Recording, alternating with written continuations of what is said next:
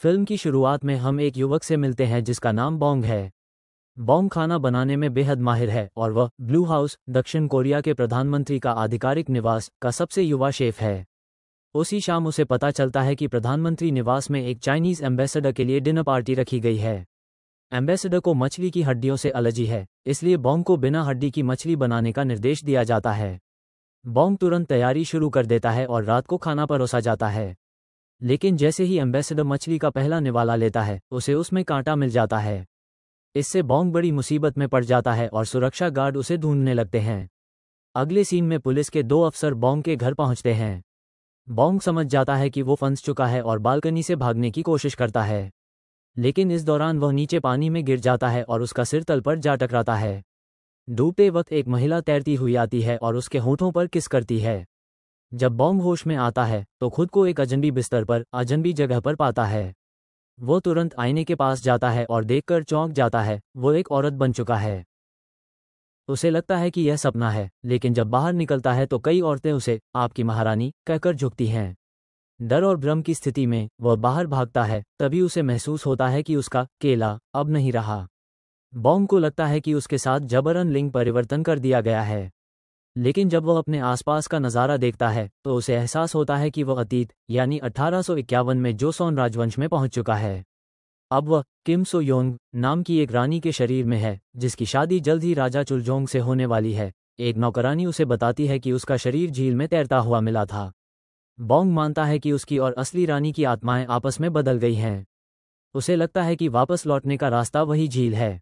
लेकिन जब वह झील पर लौटता है तो पाता है कि उसे रात भर में खाली कर दिया गया है। मायूस होकर वह किसी भी जल स्रोत में सिर डुबाने लगता है, यहाँ तक कि पोछा लगाने वाले पानी में भी। पर कुछ काम नहीं आता। फिर आता है शादी का दिन। वो जैसे तैसे सारे रिवाज निभा लेता है। सुहागरात पर राजा के साथ सोने का वक्त आता है, लेकिन वह उसे शराब पिलाकर सुला देता है। अगले दिन उसे दिया गया खाना बेस्वाद लगता है तो वह आदेश देता है कि उसे रामेन दिया जाए।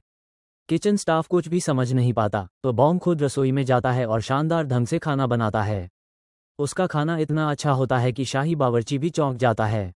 बॉन्ग को एक आइडिया आता है। वह सोचता है कि अगर वो अपने खाने से ग्रैंड क्वीन को खुश कर दे तो शायद वो झील को फिर से भरने की इजाज़त दे दे।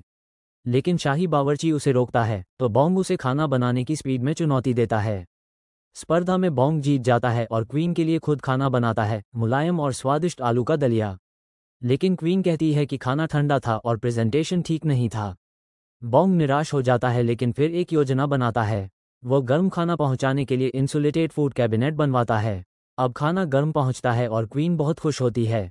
जल्द ही राजा एक बड़ा भोज आयोजित करता है, लेकिन उस दिन रसोइये बीमार पड़ जाते हैं और रसोई में सामान भी नहीं आता। बॉन्ग एक आइडिया लगाता है। वह आलू को छीलकर चिप्स की तरह तले हुए स्टिक बनाता है। शुरुआत में मेहमान नाखुश होते हैं, लेकिन जैसे ही वे टेस्ट करते हैं वे झूम उठते हैं। फिर बॉन्ग मैकडॉनल्डू नाम की एक शाकाहारी बर्गर बनाता है। अंत में वह फॉर्चून जेली नामक एक मीठा डिजर्ट बनाता है जिसमें भाग्यवानी लिखी होती है। भोज सफल होता है और ग्रैंड क्वीन झील को फिर से भरने की अनुमति दे देती है। लेकिन पानी लाने के लिए आधुनिक मशीनें नहीं होती तो लोग बाल्टियों से पानी लाते हैं। बॉन्ग उन्हें एक लाइन में खड़े होकर बकेट पास करने की योजना देता है, जिससे काम तेज होता है। कुछ दिनों बाद भारी बारिश होती है और झील भर जाती है। बॉन्ग झूमते हुए झील में कूदता है, जैसे कि कहानी की शुरुआत में हुआ था। अब वो होश में आता है, इस बार एक अस्पताल में। एक पुलिसवाला पास में सो रहा होता है। बॉन्ग फिर भागता है, लेकिन इस बार पुलिस उसे पकड़ने नहीं बल्कि बचाने आई होती है। अब बॉन्ग एक भ्रष्ट अधिकारी को बेनकाब करने वाला विस्लब्लोअर बन चुका है। वो एक कंप्यूटर पर इतिहास चेक करता है और पाता है कि वाकई समय बदल चुका है। फिल्म का अंत एक सकारात्मक संदेश के साथ होता है। बीते समय की एक छोटी सी बदली हुई घटना आने वाले भविष्य को पूरी तरह बदल सकती है। वीडियो अच्छा लगा हो तो एक लाइक तो बनता है, और हाँ, नए हो तो सब्सक्राइब कर लेना दोस्तों।